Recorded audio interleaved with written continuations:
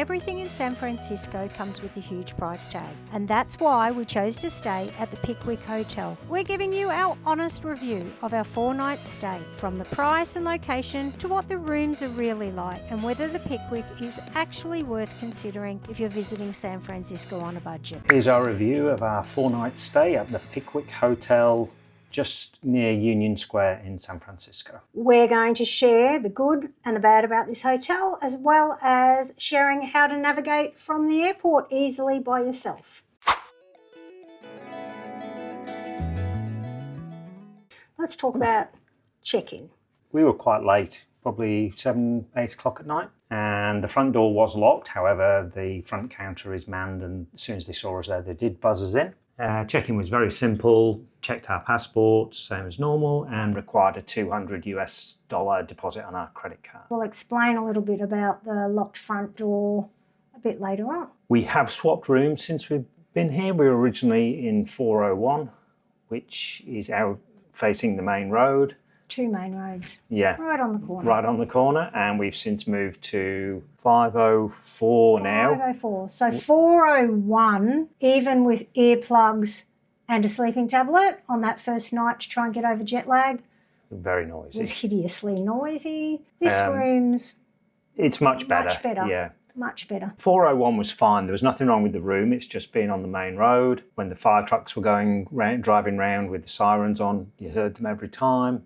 And there were lots. Yeah, there were lots that night. We asked reception. They were lovely about it. Yep. She said we just had to wait until the afternoon for a room to become available, and we came back in the afternoon and she swapped us over. She did say she upgraded us, but basically this room's very similar to the one we had. I think the bathroom's slightly fancier.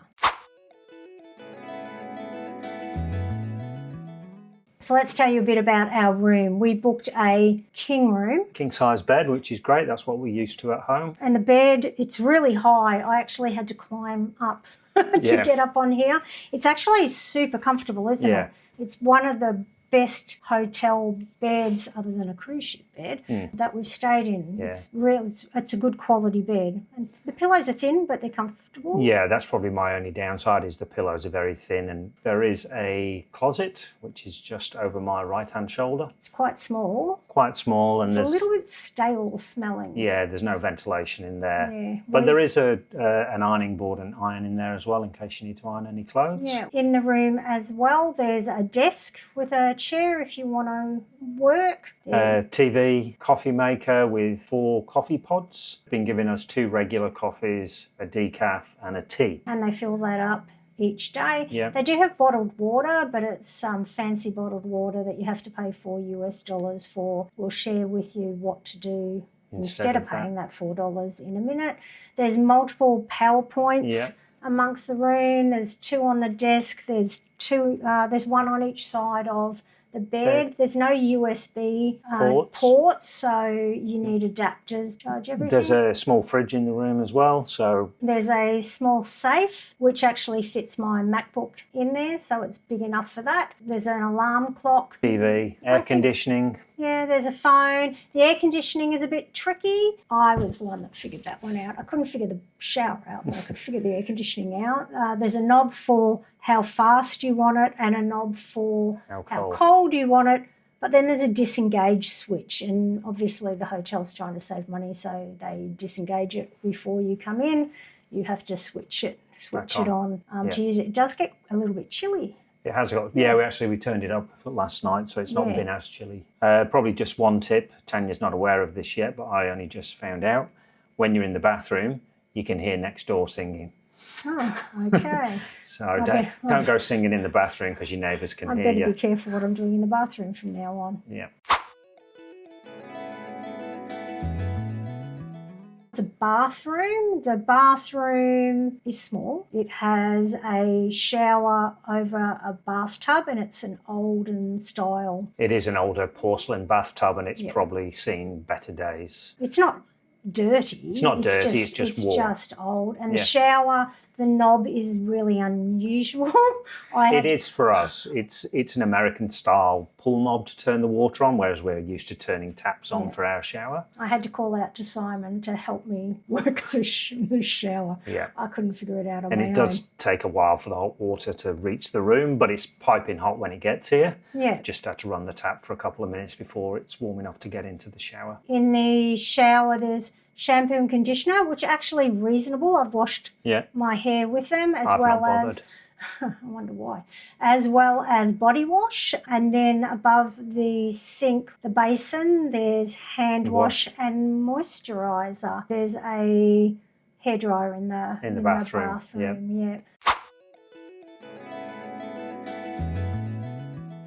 Hotel amenities, that kind of brings us to not spending the $4 on the bottled water in the room. So when you come into the reception area, just off to the left, there's a large lounge area with lounge chairs, and a big table. Big table with high stools around it. Yeah, we had some takeaway for dinner last night because we got in late and sat in there and ate it. Saved stinking our room out. And also on the ground floor, there's an Italian restaurant that's attached to the hotel. We haven't eaten there, but Mum's eaten there twice and seems to think the food's good if she went back a second time. Yeah. Then on the mezzanine level, which is funnily enough between the ground floor, or first floor as they call it here, and second floor, which is only accessible via the stairs. You can use the lift on the mezzanine level to get back. Up. Yeah, but you can't get from the floor. So on the mezzanine level, there are 2 vending machines. Which we only discovered yesterday. Yeah, one is a drinks vending machine, so it has soft drinks, water, all sorts. Sports drinks. And they're actually really well priced. Yeah. You're not paying $4 for a bottle of water, let's put it that way. No, you bought me a drink and it was like $2 or something. It was $2 for a 600ml Coke Zero. Yeah, which was cheaper than the supermarket. And then the second vending machine has got a bit of everything. So it's got your candies or lollies in it.